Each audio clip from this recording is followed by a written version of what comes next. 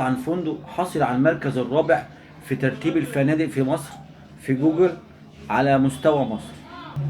دومينا كورال باي يبعد عن مطار شرم الدولي 16 دقيقة بالسيارة.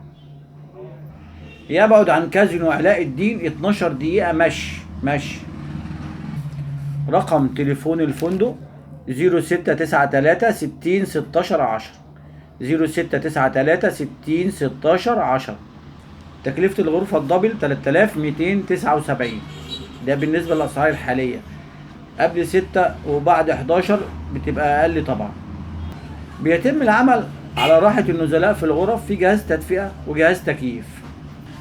إطلالة بحرية من التراس جميلة جدا، وفي خزنة وفي ميني بار، وأهم حاجة الخزنة اللي بحبها تبقى موجودة تأمن نفسك. موجود بالغرف لراحة النزلاء آلة تحضير القهوة والشاي. من ضمن الحاجات الأخرى لراحة النزلاء الواي فاي مجاني، الباركينج مجاني، مناسب لإخواتنا وحبايبنا أصحاب الهمم. وعزكم الله بيسمح في هذا الفندق بالحيوانات الأليفة، فبتلاقي فيه قطط منتشرة في الفندق وقطط نظيفة يعني. طبيعة خلابة، والفندق أو القرية نفسها واسعة جدا، ساعات بتحتاج لطفطف عشان تلف القرية كلها. الشاطئ الرملي بتاعه جميل، شاطئ رملي جميل. المسبح قريب، المطعم قريب، لكن البحر بعيد شوية. في محلات تجارية منتشرة في جميع أنحاء القرية، فيها جميع الخدمات. في مستويات للنزلاء، وفي أساور بتتوزع على حسب المستوى.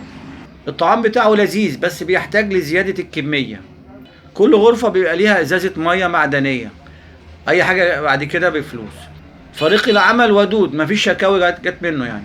غرف جيدة ونظيفة، إلا بعض الغرف، ودي نسبة موجودة في كل الفنادق، تعمل تشك على الغرفة، على التكييف، على السباكة، على الفرش، أرضية الحمام لو بتزحلق، كل الحاجات راجع عليها. بس الفندق بصراحة الغرف بتاعته جيدة، بس في نسبة ممكن يكون التكييف فيه مشكلة. انت اعمل تشيك واطلب تغيير الغرفة ده لو فيها اي حاجة. بالنسبة للموظفون لا غبار عليهم. الجزء الاوسط من القرية وحمام السباحة دي اماكن الترفيه اللي موجودة، وغير كده الاماكن عموما هادية.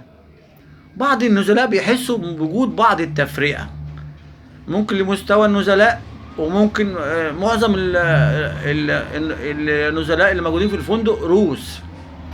مطعم سبايسز رائع، من ضمن المطاعم اللي النزلاء شكروا فيها. مكان الغطس رائع جميل. الرحلات جميلة، ولو انت عايز تتجول جوه القرية بتحتاج لطفطف. غرف نظيفة ومحترمة، ولكن في نسبة بتحتاج لتجديد.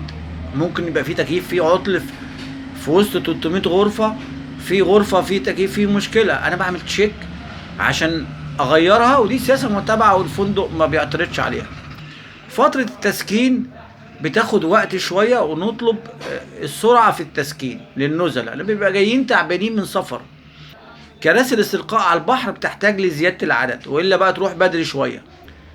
بعض الأحيان يعني إن بيرش الخضرة بمية الصرف المفلترة، فاحنا عايزين نقلل الموضوع ده شوية.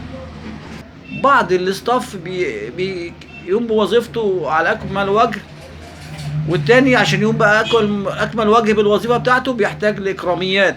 فالنسبة القليلة دي زي نقطة الحبر بتعكر المية، فاحنا مش عايزين يبقى في حاجة زي كده في فندق محترم زي كده.